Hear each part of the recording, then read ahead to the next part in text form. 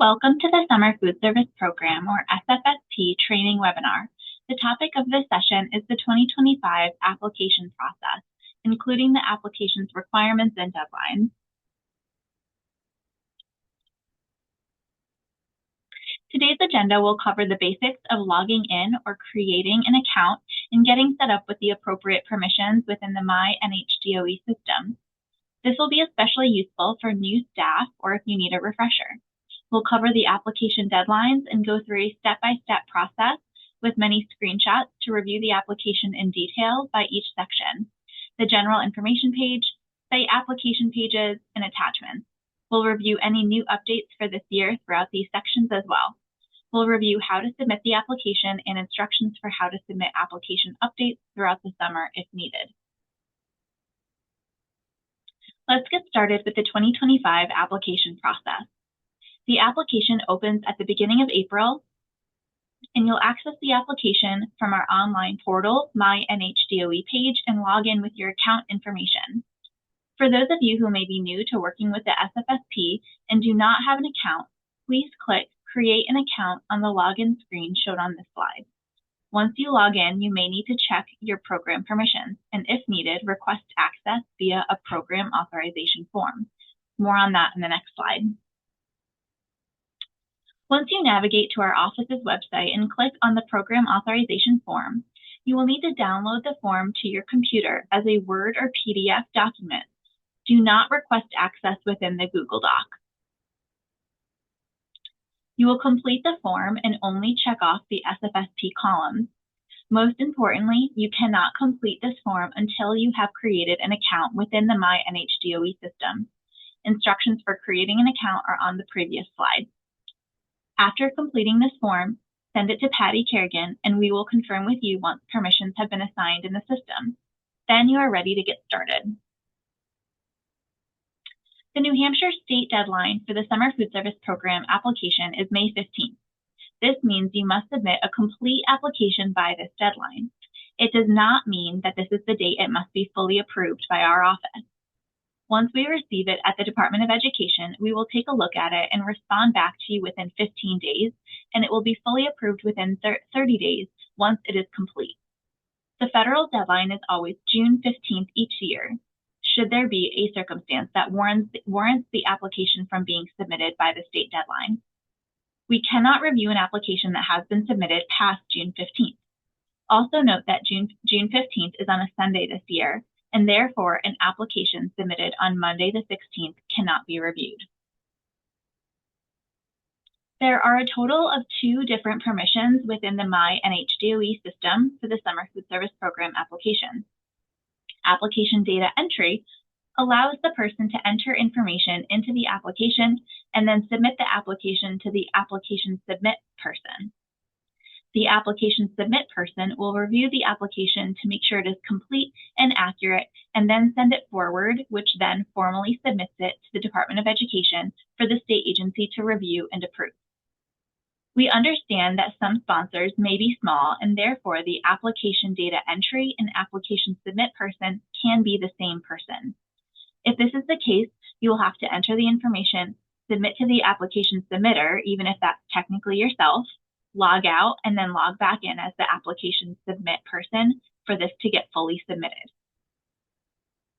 If you have 2 different people in these roles, we highly recommend sending a separate email to the person that the application is ready to be fully submitted. No one will get email alerts that the application is ready for their review, and it may be difficult to remember to check the status of the application by logging in. Next, we're going to review step-by-step the application, so please feel free to pause this recording, log in, and complete the application as you review the following slides. On the Home tab, you will first make sure you are completing the application for the correct program year. In the upper right-hand side of the screen, there will be a drop-down. This year, you are selecting FY 2025 to begin the 2025 Summer Food Service Program application. Then, under the Summer Food Service Program, you will see Not Started. This is a clickable link, and once you click on it, it will open the application. If your application does not state in process and instead states not started, Please contact our office as soon as possible because there may mean that there was maybe an error in the application and it didn't get rolled over properly. We don't anticipate this issue occurring, but please make sure you see the in-process status for 2025. The only exception to this is if you are a new sponsor to the program, then the application will say not started, and that's perfectly okay. Now let's get started. Let's go to the first page of the application. We refer to this as the sponsor page or general information page because it captures the information needed at the sponsor level. There's a lot of important information on the first screen, so do be sure that if you are a returning sponsor and the application has rolled over with this information pre-filled, you must check over this information and update accordingly. New this year, federal regulations do require the state agency to capture the institution's Federal Employer Identification Number, or FEIN, as well as its Unique Entity Identifier, or UEI. The UEI replaces the requirement for entities to have a DUNS number in order to receive federal funds. If you need assistance in obtaining your 12-character UEI number, you must use the System for Award Management, or SAM, at sam.gov to obtain a UEI. The UEI is required to apply for federal funding opportunities. Be sure to review the name and contact information for both the organization director or administrator, as well as the designated official, the program administrator. These are the individuals we contact for everything related to the program, so double check to make sure that email addresses have been corrected and entered correctly. The start and end dates listed at the bottom of this page should reflect the first day you start serving meals under the SFSP and the last day of meal service for the summer. When entering the site start date and end date later on in the site applications, all those dates must fall within the start and end dates listed on this first page. If your program dates change, it is very important for you to update these dates to ensure you can get reimbursed for meal served. If extending your program, the end date must be updated prior to the end date that was originally approved. So in other words, we cannot backdate the SFSP application date. Further down, you will be asked to check or not to check the commodities box. This is where you will request commodities, otherwise known as USDA foods. If requesting to order commodities for summer, this box must be checked. If you are receiving cash in lieu, this box will not be checked. Next up, we have sponsor type. If sponsor type is private, new sponsors will be required to submit a copy of the agency's federal tax-exempt status or 501c3. All sponsors who are schools recognized as a school in New Hampshire will select SFA school. We do have a few nonprofit residential summer camps who will select residential camps. Our Boys and Girls Clubs, YMCAs, and other private nonprofits will select nonprofit private. I know this is a little confusing because our system displays the word site, but this information is asking for the type of organization at the sponsor level. For example, if you're a nonprofit that sponsors school sites, you will still select nonprofit private. The rest of the information on the general information page or sponsor page is pretty straightforward. Do be sure to enter the last year the sponsor participated in the SFSP, if applicable. If the answer is yes, that the sponsor participated in the SFSP in the previous year, be sure to update this date to 2024. If you operated as a site under another sponsor and are now becoming your own sponsor, you will answer no to this question. And finally, for the seriously deficient question, you may need to ask the executive director or other officials legally responsible for entering into an agreement with the state as to whether the sponsor has ever been terminated or determined to have been seriously deficient in its operation of the summer food service program or any other child nutrition program. If yes, an explanation is required. Once you have completed this page, click Save at the bottom. So once you have saved, you should see a green box appear which states saved successfully if you did not miss any required information. You might see some initial error messages that come up. We do apologize for this. These error messages are because you have not yet worked on the site applications or the attachments. So still please continue to the next section of the application, which is the site application. After clicking the green arrow back button, you'll see this screen, which will bring you out of the edit mode. To edit again, click edit, but otherwise we're moving on to the next section, which is called site application. Now you'll see a site application link to click on. Click this to access your site application. This is what the display page will look like for new sponsors who currently do not have any sites listed.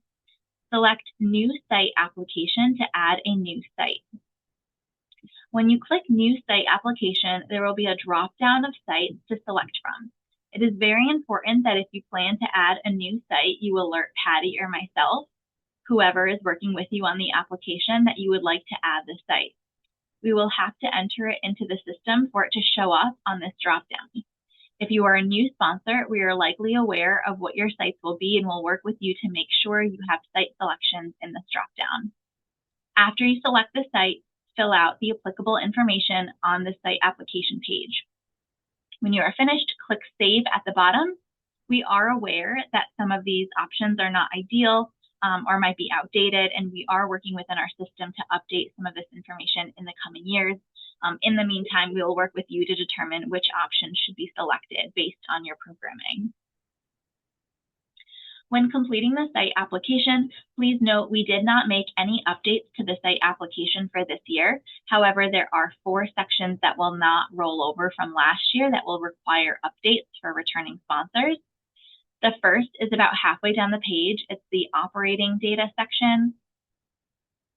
Please make sure you update the dates and days of the site is claiming meals for.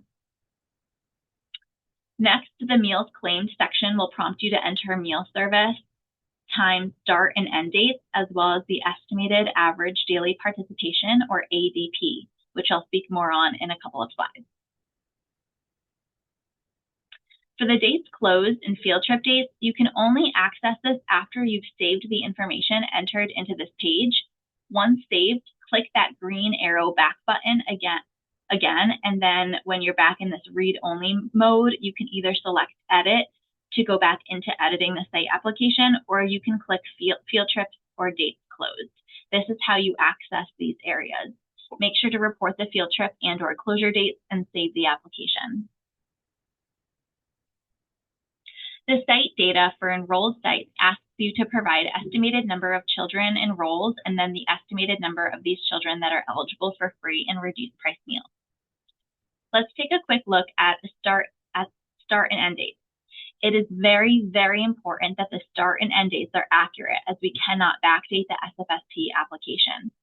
For example, in this sample site's operation date shown on the screen, the start date is July 10th. If plans change after the application is approved and now the site is starting at the beginning of the week on July 7th, for example, we could not allow you to claim any meals on July 7th, 8th, and 9th unless it is approved in the site application. So it's imperative any application changes are updated accordingly prior to the change taking place. The effective date is the date the update will take effect. It really helps us out to look for and approve the change if you email us, Patty and myself, to alert us that you've submitted an update into the application.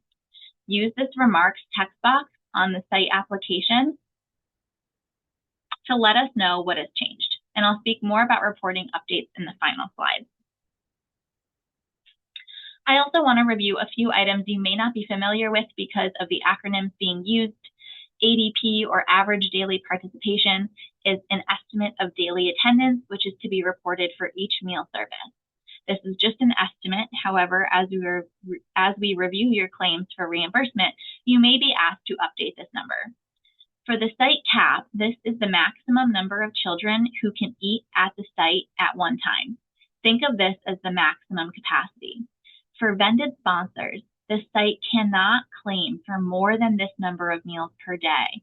If needed, the site cap may be updated, submitted, and approved by our office prior to the effective claim being processed. Please note you may be asked to submit backup to support any request for an increase in the site cap, including attendance records as evidence that the site is exceeding the site's approved level. This may impact an amendment to your vended meals contract. Adjustments may be requested at any point prior to submitting the claim for the impacted reimbursement period. However, retroactive adjustments after the submission of a claim are not allowed. Claims submitted for reimbursement must also accurately reflect the number of children who received meals during the meal service period. For example, a site with a maximum approved level of 30 children may have received 30 vended meals, but only served 20 meals to 20 children. The meal count and claim for reimbursement must reflect 20 meals, not 30. After you've completed all site applications, you can again click the back green arrow on the screen to take you back to the main page. Next, we'll head into the final section, the attachments. Here we are back on the admin page where you will find attachments. Click this. Here is a screenshot of the attachments page. You will select the attachment type from the drop-down list of options. We've cleared this out and organized it, and most importantly, the names of these attachments in the drop-down match the document name on the SFSP application website, as well as the SFSP application attachments checklist resource, so you know exactly which document we are referring to. It would really help us out if when you upload the file, you keep the name consistent so it matches the name of the document in the drop-down. That way we know what is which, and will help speed up the application review and approval process. Once uploaded, you will click attach, and as long as you are uploading a document in the permitted type of files, so Word, Excel, or PDF, you should be all set. We did make some updates to the attachment section this year. The biggest change is we eliminated the budget section of the application altogether and instead added this spreadsheet as an attachment, which Patty covered during the all-day training. School sponsors do not need to complete the budget. All other sponsors are required to. We will go over this budget attachment more in the detail, which we did in the full-day training on April 2nd. The sample letter to the health department now ensures all required information that must be communicated is in this template letter. The management plan is required for sponsors who do not operate other child nutrition programs and will only be required once every 3 years to submit unless your agency is instructed otherwise. The site eligibility attestation has been updated to clearly state how the site qualifies, and you will be working you will work during the application approval process with Patty or I to complete this. We have some new monitoring and training attachments to document the how, when, and who is responsible for these requirements. We hope these will serve as helpful tools for planning your program. The other attachments remain required to upload as they were last year. We also removed attachments this year, such as the media release, which the state now puts out on behalf of sponsors. The corrective action procedure is no longer there. Meal count consolidation and the viability, capability, and accountability, or VCA, information is now included within the management plan, again, which is only required once every 3 years for sponsors who do not operate other child nutrition programs. On the SFSP application webpage, we'll have an SFSP application attachment checklist to use to ensure you upload all required documents. Okay, so you've submitted your attachments and are ready to submit the application. Once again, hit that green back arrow, then click In Process from the application status. A pop-up will appear confirming that you wish to send the application to the application data submit individual. Again, this could be yourself or someone else. If you'd like to submit, click the box and the status will update to pending submission to DOE. This means the application still needs to be submitted to our office by the application submit person. So now you'll either alert the application submit person or of the intent to review and submit your application, or if you have both permissions, you'll log out and log back in as the application data submit person. This person will click on the pending submission to DOE, and again see a pop-up to confirm that they are submitting for DOE approval, or they have the option to return if edits are needed. You can enter a message with your initials and date if you want to keep track of the edits going back and forth. Assuming you are ready to move forward and submit, select Submit to NHDOE to review and approval.